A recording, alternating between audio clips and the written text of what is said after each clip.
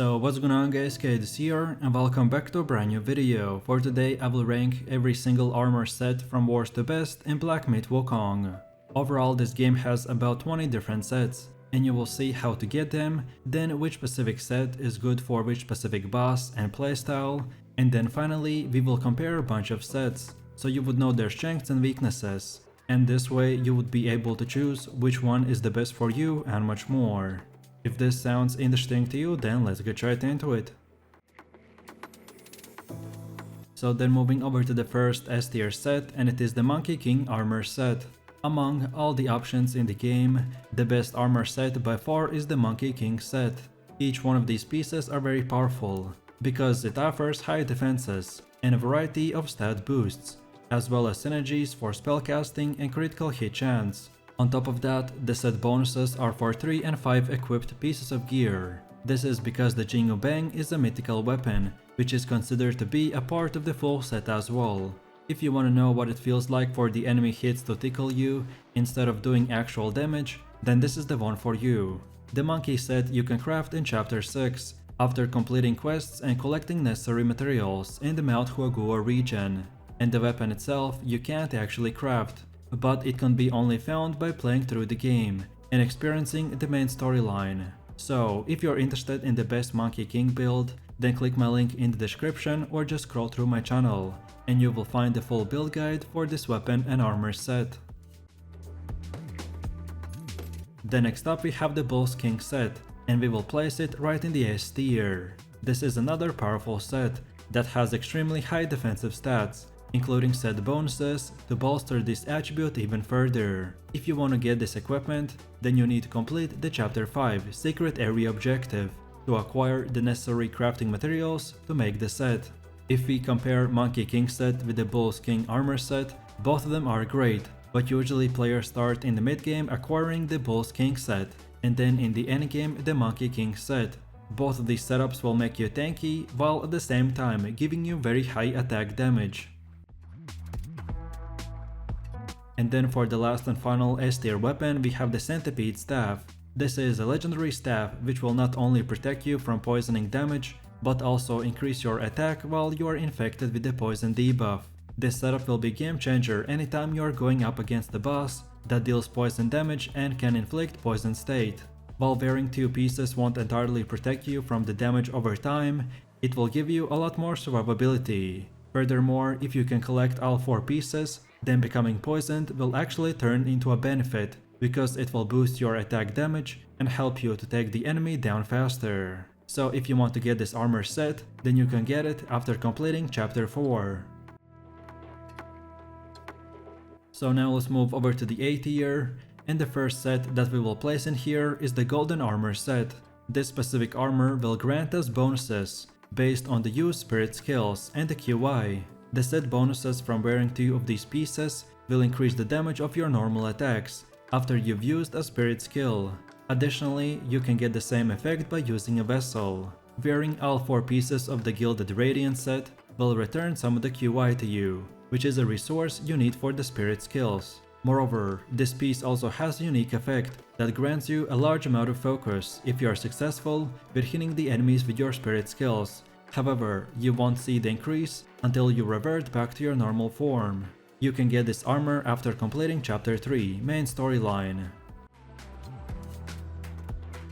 Then for the next A tier armor we have the Non-Pure set. This is a legendary set which will grant you damage reduction and might recovery when you are stained with mud. Might is a resource in Black Myth Wukong that will generate until it's full before you can transform. When you are in that form, the bar will deplete, and when it empties you will automatically de-transform. Therefore this gear set will be useful for transforming more often and also for boosting defense while you are vulnerable after reverting to your normal form. To get this armor, you need to defeat the Zhu Beiji in chapter 4. You will unlock the recipe for this armor after defeating the boss, which you can then craft it at any shrine. Then for one of the last A tier armors we have the Loongscale set. This is an epic armor which reduces the duration of the shock state debuff and also increases your thunder damage. Moreover, the Loongscale also comes with a unique effect that turns the explosion from Vengeful Mirage into a thunder damage. Vengeful Mirage is a skill on the stamina skill, and after unlocking it, executing a perfect dodge will leave behind an illusion that explodes instantly. When wearing the Loongscale battle robe, this AoE will burst, which will do massive amounts of thunder damage. To get this armor, you need to defeat the Kangjin Star boss in chapter 3. And then for the last and final A tier armor, we have the Insect set. This is another epic gear that the 2-piece, upon taking medicines, will grant us considerable amount of focus, while the 4-set piece will moderately increase the duration of our medical effects. This is a very easy set to get before you start getting the better ones on this tier list. A lot of players really like the Insect set, because as beginners they will be spamming their guards to restore their HP, and unlike in other games, in Black Myth Wukong it is actually a good strategy for replenishing your low health. So if you want to get very good base stats with max healing received, then this is a good beginner friendly armor. To get this set, you will need to defeat the Fuban in chapter 2. And to fight this boss, you will first of all need to complete the Yellow Robe Square's questline. Then now let's move over to the B tier. And the first armor that deserves to be in here is the Ebongold set. This is a rare armor which creates an AoE whirlwind that will damage enemies in a nearby radius. Additionally, this whirlwind can only be triggered while you are in a mist. Moreover, the whirlwind will also encompass your decoy, as well as give them added protection. The gear set bonuses only apply to 3 pieces. So if you get lucky and find a really good headpiece with his own unique effects, then you can easily combine any other set mask with the Ebongold set.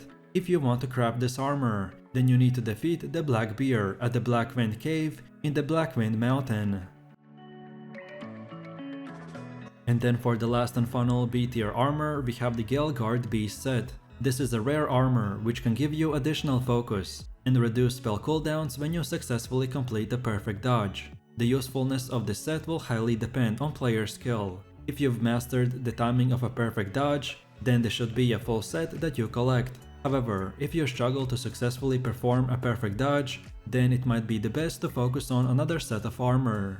Our unique effect is that performing 3 consecutive perfect dodges within a brief moment will recover a moderate amount of mana, so we can dodge the enemy 24/7.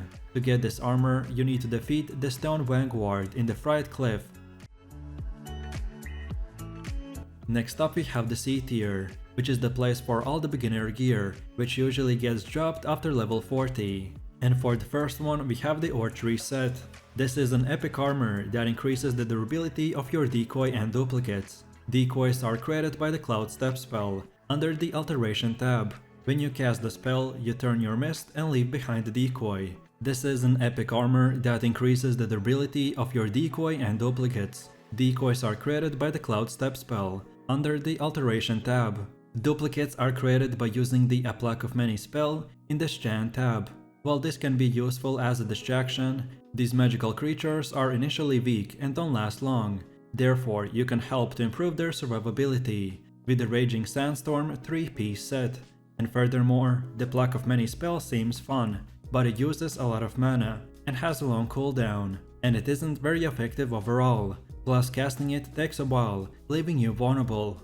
So it's better to save your mana for more useful spells, and thus not making the set very good for the endgame.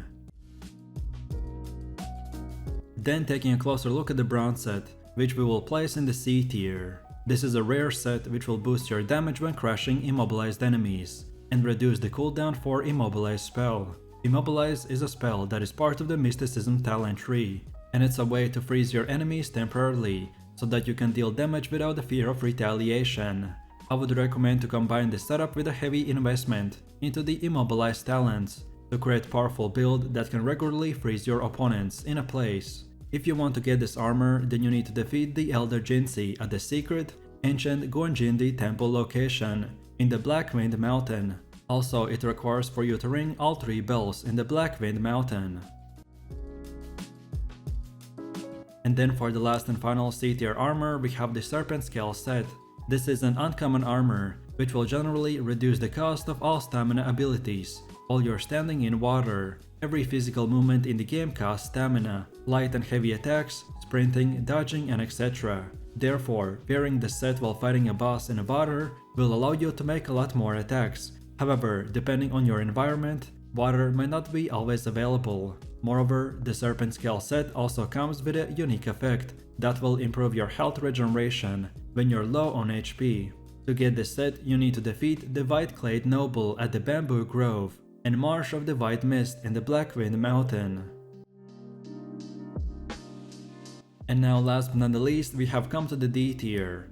And the first armor that we will place in here is the Pilgrim set. This is an uncommon gear that will increase your sprint speed and also let you stack attack increase while running to hit the enemy. This set is straightforward to understand and its 4-piece bonus is easy to trigger. Moreover, the Pilgrim's headband also comes with a unique effect that allows you to use the gourd while you are sprinting. The Swift Pilgrim set is perhaps one of the best early game armor sets if you can manage to collect all 4 pieces. You can collect the set at the Forest of the Wolves, Gungeon Temple Shrine at the Blackwind Mountain.